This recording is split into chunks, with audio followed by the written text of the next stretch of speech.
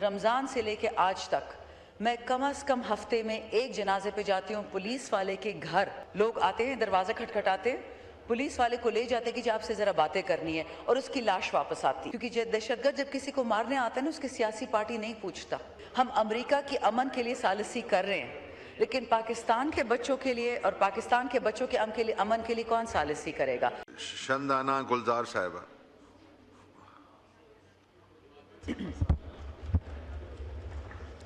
بہت شکریہ جناب اسپیکر.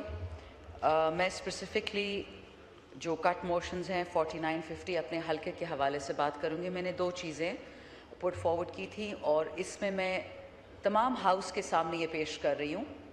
یہاں ایسا کوئی ایم این اے نہیں بیٹھا ہوگا جو میں بات کرنے جا رہی ہوں وہ اس سے اختلاف رکھے گا.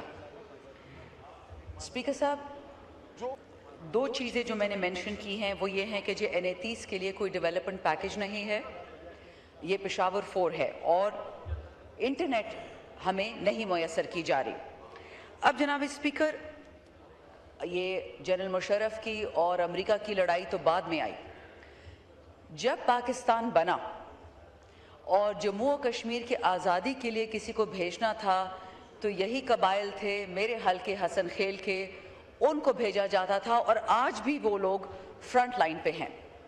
اب اسپیکر صاحب, تھوڑا سا گلا شکوہ بنتا ہے وفاقی حکومت سے.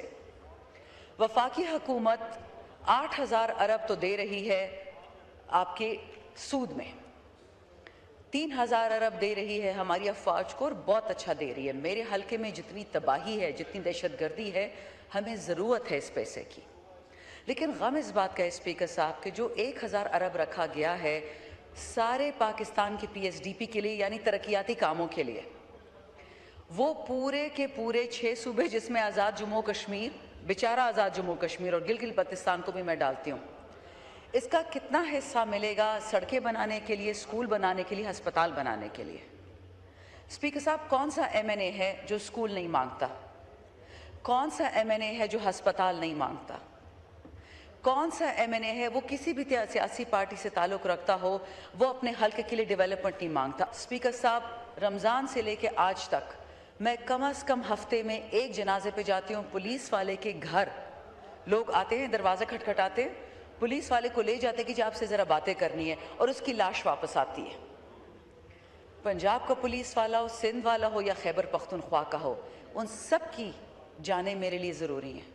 کیونکہ دہشت گرد جب کسی کو مارنے آتا ہے نا, اس کی سیاسی پارٹی نہیں پوچھتا, اس کا مسلک نہیں پوچھتا کہ آپ اہل تشیع ہیں, آپ اہل سنہ ہیں, آپ PTI سے ہیں, کہ آپ نون سے, کہ آپ پیپلز پارٹی سے ہیں. سر کٹ جاتے ہیں.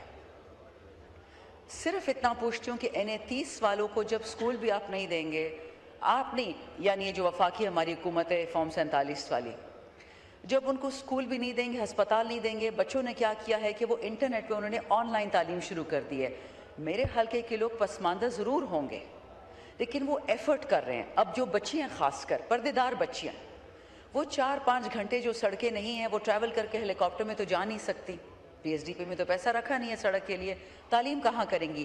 جب آن لائن ایجوکیشن شروع کرتی ہیں, انٹرنیٹ کاٹ دیا جاتا ہے کہ جی سیکیورٹی کنسرن ہے. تو نہ سکول ہے, نہ کالج ہے, نہ سڑک ہے, اور پھر بچیاں جب پڑھنا چاہتی تو انٹرنیٹ بھی آف کر دیتے. میں اسپیکر صاحب آپ کے تھرو اس وقت پورے پاکستان سے مخاطب ہوں, کیا پاکستانی نوجوان امریکی نوجوان سے کم ہیں؟ ہم امریکہ کی امن کے لیے ثالثی کر رہے ہیں, لیکن پاکستان کے بچوں کے لیے اور پاکستان کے بچوں کے امن کے لیے کون ثالثی کرے گا؟ میں اس بات پہ ختم کرتی ہوں اسپیکر صاحب, یہ جو بات ہے ہم آپ کے سامنے رکھ رہے ہیں سیاسی باتیں نہیں ہیں, یہ ساری باتیں لوگوں کی زندگی سے جڑی ہوئی ہیں. Thank you very much.